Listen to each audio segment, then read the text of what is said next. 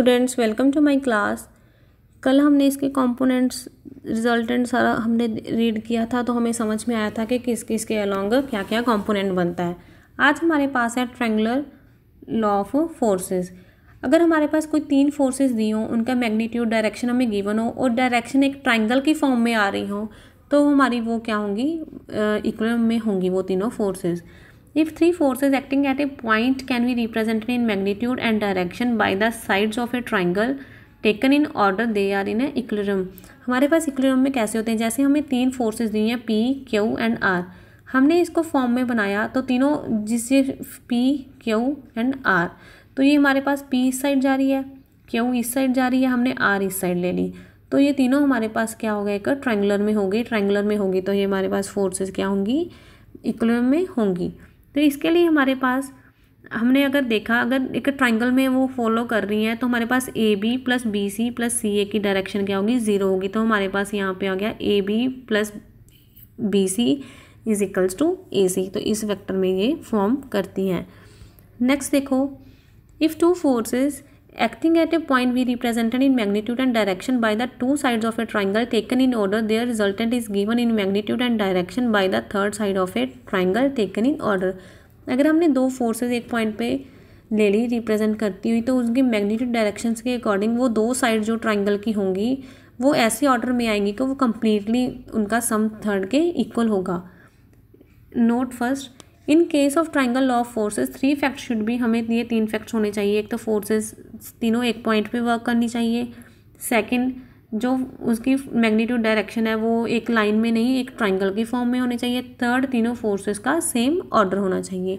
तो ये हमारे पास होता है triangle law of forces. Next हमारे पास है converse of the triangle of forces। If three forces acting at a point are in equilibrium, they can be represented by the sides taken in order of any triangle drawn as to have its sides respectively parallel to the direction of the forces। अगर हमारे पास तीन force equilibrium में दी हुई है, तो हम उसको एक ट्राइंगल की फॉर्म में सॉर्ट आउट कर सकते हैं। नेक्स्ट हमारा देखो, note, triangle A dash B dash C dash is called the triangle of forces, जो हमने ऊपर सॉल्व की थी। नेक्स्ट हमारे पास है note, particular case of perpendicular triangle of forces. If a triangle A dash B dash C dash B such that its the sides make the same angle with the direction of the forces P Q R in the same sense, it can be obtained by rotating the sides of triangle A B C. अगर हमारे पास कोई हमने triangle ले ली A dash B dash C dash, उसमें तीन forces apply हो रही है ए बी सी, अगर हम उसको रोटेट करके वो एक ट्राइंगल की फॉर्म में तो रहेगी, अगर हम एक ट्राइंगल को रोटेट कर लें रहेगी तो वो रेक्टेंगल ट्राइंगल ही, तो वो क्या होंगी, उसको नमी हम उससे न्यू क्या कर सकते हैं, हम एक ट्राइंगल को फॉर्म कर सकते हैं A B C. If three forces acting at a point be such that their magnitudes are proportional to the sides of a triangle and their directions are perpendicular to the corresponding sides, all inwards और all outwards the forces will be in equilibrium. तो हमारे पास क्या, अगर तीन forces एक point पे act कर रही हैं, उनका मैग्नीट्यूड प्रोपोर्शनल दिया हुआ है हमें, तो उनकी डायरेक्शंस क्या होंगी, परपेंडिकुलर होंगी और फोर्स क्या होंगी, इक्विलिब्रियम में होंगी। इस थ्योरम का converse, if three forces acting at a point be in equilibrium they will be proportional in magnitude to the sides of any triangle that are drawn perpendicular to the directions of the forces, direction of the forces being all inward or all outward. Next हमारे पास है article lambda mu theorem. Lambda mu theorem में हमारे पास क्या होता है, जैसे हमारे पास दो रिजल्टेंट फोर्सेस हैं, एक पॉइंट ओ पे वर्क कर रही हैं, ओ एक ओ ए के अलोंग है और एक ओ बी के अलोंग है, इन इक्वल मैग्नीट्यूड है, इनका मैग्नीट्यूड इक्वल है, तो हमने वो ले लिया lambda O A and mu of O B respectively. Then हमारे पास ये किसके इक्वलेंट होंगी, lambda plus mu O C, where C हमारे पास ए बी के बीच में कोई पॉइंट था, सच दैट लैम्डा ऑफ सी ए, हमारे पास इसके ऑपोजिट लैम्डा ऑफ सी ए किसके इक्वल होगा, म्यू ऑफ सी बी के इक्वल होगा। अगर हमारे पास ये लैम्डा और म्यू दोनों की वैल्यू 1 हो जाए, तो हमारे पास ओ ए प्लस ओ बी किसके इक्वल होगा, 2 ऑफ ओ सी के इक्वल होगा। नेक्स्ट हमारी corollary, if lambda is equals to minus mu then lambda plus mu अगर 0 हो गया, तो हमारे पास रिजल्ट आएगा lambda of O A plus mu of O B is equals to lambda of B A, इसके इक्वल होगा। फर्स्ट हम इसके लिए एग्जांपल देखते हैं। If the sides AB and AC of a triangle ABC are bisected in points D and E, show that the resultant of forces represented by BE and DC is represented in magnitude and direction by 3/2 BC. अगर हमारे पास एक triangle है BEC ये triangle है, तो इसमें हमने देखा कि BE किसके इक्वल होगा, BC प्लस CE के इक्वल होगा। क्यों? क्योंकि इनकी डायरेक्शन के अकॉर्डिंग हमें साफ दिख रहा था, ये एक पैटर्न को फॉलो कर रही हैं, इन दोनों का सम इसके इक्वल होगा। ठीक है, तो हमारे पास जो CE है वो हाफ किसका है, CE हाफ किसका है, CA का। CA का हाफ है तो इसको हमें वो अप्लाई कर दिया। इन ट्राइंगल DBC लिया, अगर हमने इस वाली ट्राइंगल को लिया, जब हम DBC को ले रहे हैं तो हमने क्या देखा, DC is equals to DB plus BC। DB किसका हाफ है, पूरी AB का, तो यहाँ पे ले लिया। दोनों इक्वेशंस को अगर जब हमने ऐड किया तो हमारे पास क्या बना, BE प्लस DC किसके इक्वल आया, 3/2 ऑफ BC से। यही हमने क्या था, शो करना था इसको। नेक्स्ट हमारी एग्जांपल है, 3 forces OA, OB, OC diverge from the point O and 3 forces AO dash, BO dash, CO dash converge to the point O dash. Show that the resultant of 6 forces is represented in the direction and magnitude by 3O O dash. हमें क्या दिया, 3 forces दी हुई हैं, OA, OB and OC। ये 3 forces दी हुई हैं, तीनों triangular law को फॉलो करेंगी। उसके बाद हमें क्या दिया, और 3 फोर्सेस और दी हैं, AO dash, BO dash and CO dash. ये 3 हमने शो करना है कि ये 6 फोर्सेस जो हैं वो इस मैग्नीट्यूड को रिप्रेजेंट करती हैं। तो हमने पहले ले लिया OB, जस्ट वेट, हमने क्या लिया, OB plus BO dash, OB plus BO dash, तो ये किसके इक्वल आएगा, OO डैश के, एक ट्रायंगल फॉर्म होगी। सेकंड हमने लिया OC और CO डैश, किसके इक्वल होगा, ये भी एक ट्रायंगल बन गई, OO डैश। थर्ड हमने ले ली OA, AO डैश, किसके इक्वल होगा, ये भी OO डैश के। तीनों को ऐड कर दिया, तीनों को ऐड करने के बाद हमारे पास मैग्नीट्यूड क्या है, इसका रिप्रेजेंट हो गया। नेक्स्ट देखो, the sides QR and SP of a quadrilateral PQRS are bisected in form F and H respectively. Show that if 2 forces equal and parallel to PQ and SR act on a particle, their resultant is parallel to HP and equal to 2HF. इस example को आप खुद solve करना बहुत easy है। Next हमारे पास example number 4, ABC in a triangle DEF are the middle points of the sides BC, CE and AB respectively. Show that the forces acting on a particle and represented by AD, BE and CF. इसमें भी same करना है बेटा, हमने triangle law को apply करना है। तो तीनों ट्रायंगल्स का हमारे पास क्या है, ट्रायंगल लॉ जब अप्लाई होगा तो रिजल्ट आएगा, उसमें हम ऐड करेंगे तो हमारे पास ये आंसर आ जाएगा। नेक्स्ट देखो,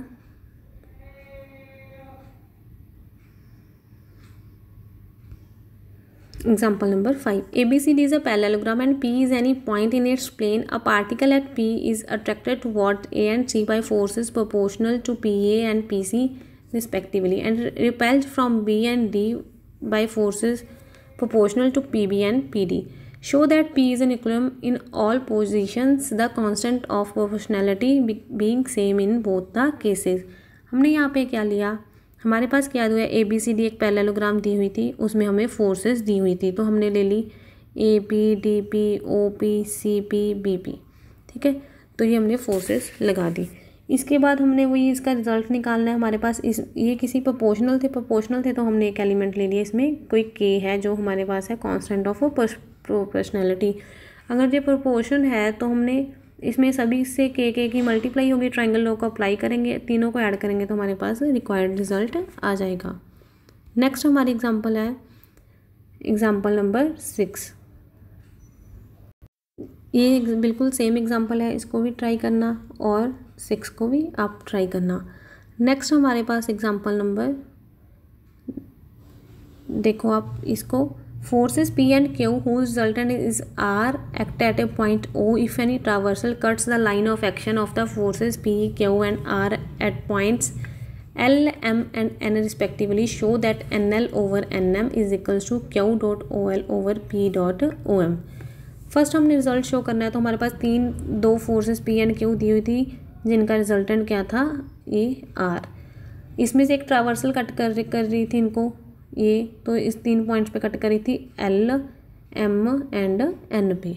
तो हमने इसको सॉल्व करना है, तो हमने ले लिया प्रोपोर्शन ले ली, जो हमारे पास प्रोपोर्शन है वो P ओवर हमने ले ली OL की। तो कितनी प्रोपोर्शन है, लैम्डा Q और OM की क्या है, म्यू। तो ये हमारे पास क्या बनेगा, अगर हम फर्स्ट पार्ट में देखें तो जो फोर्सेस एक्ट कर रही हैं तो हमारे पास R किसके इक्वल होगा, ये देखो वेट, ये हमारे पास R रिजल्टेंट किसके होगा, लैम्डा प्लस म्यू। इस रिजल्टेंट हमारे पास लैम्डा प्लस म्यू होता था किसका, ON का। तो ये बना लैम्डा प्लस म्यू की वैल्यू हमारे पास क्या है, R ओवर ON। तो हम देखें अगर लैम्डा प्लस म्यू क्या था हमारे पास, P over OL and Q over OM। तो इससे हमारे पास ये रिजल्ट डिफाइन हो गया। सेकंड हमारे पास था, हमने वैल्यूज़ को सिर्फ सीधा पुट करना है। हमारे पास ये फर्स्ट प्रोडक्ट वाला था, सेकंड हमारे पास एडिशन वाला था, तो दोनों में लैम्डा म्यू को कंटेन करवा देंगे। नेक्स्ट हमारी एग्जांपल है एग्जांपल नंबर 16। दो फोर्सेज हैं P एंड Q जो एक straight line O and OB के रिस्पेक्टिवली हमारे पास स्ट्रेट लाइंस हैं, एक्ट कर रही हैं। तो हमने रिजल्टेंट क्या शो करना है, P over OA plus Q over OB is equals to 0। तो इसमें हमने P ओवर OA को लैम्डा मान लिया और Q ओवर OB को हमने म्यू मान लिया। तो इसमें हमारे पास क्या है, जब दो लाइन पैरेलल होती हैं तो रिजल्ट क्या होता है, लैम्डा प्लस म्यू 0। तो हमारे पास ये भी क्या होगा, 0। नेक्स्ट एग्जांपल आप ट्राई करना, सेम है उससे। नेक्स्ट एग्जांपल देखो,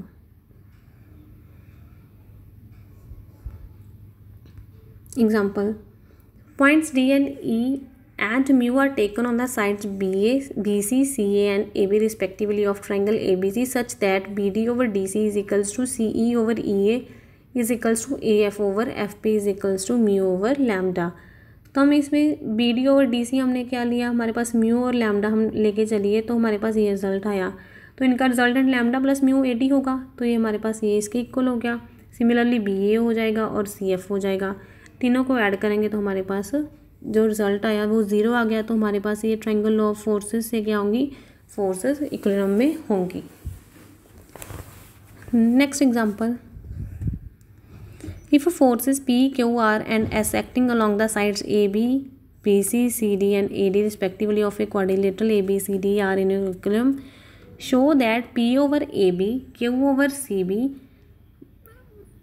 P over AB ratio Q over CB proportional to S over AD ratio R over CD।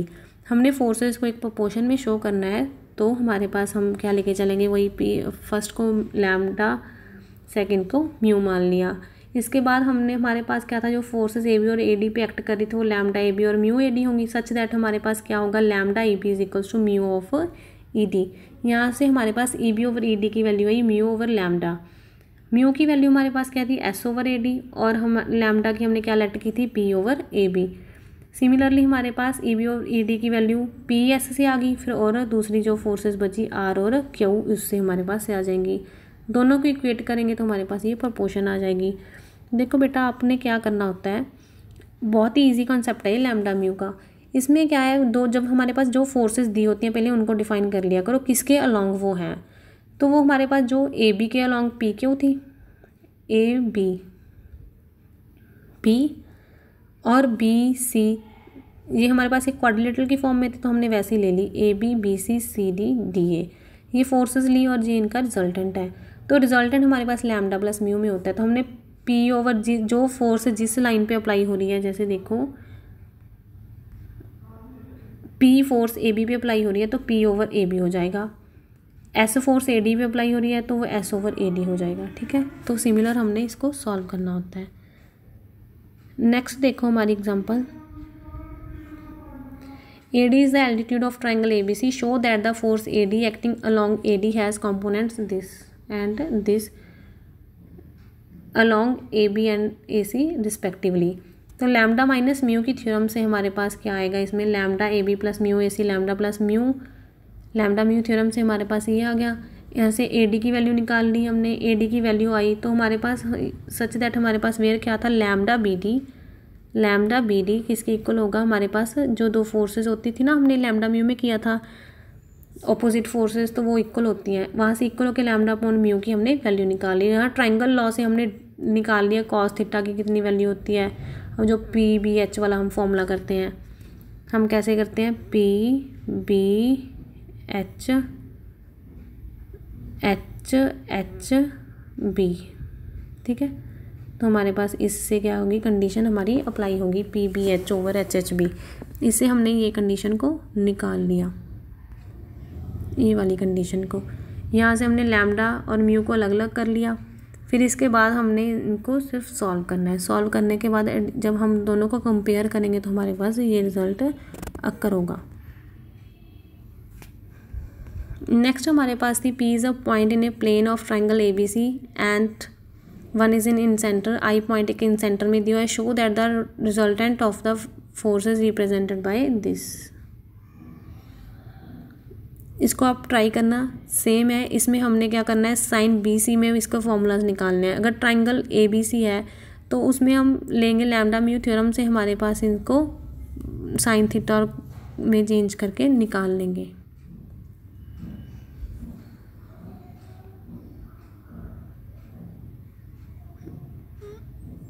देखो हमारे पास किसी भी ट्राइंगल का जब हम इन सेंटर होता है तो हमारे पास तीनों angle sine A B C का हम सम निकालते हैं। Sine of A plus B हमारे पास क्या हुआ, sine two sine A plus B by two cos of A minus B by two plus sine सी।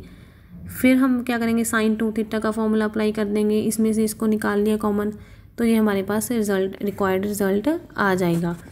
इसको आप ट्राई करना इन एग्जाम्पल्स को, और सभी आई होप सभी को समझ आया होगा। कल हम अपना रीड करेंगे next topic Lami's theorem. Thank you students, bye.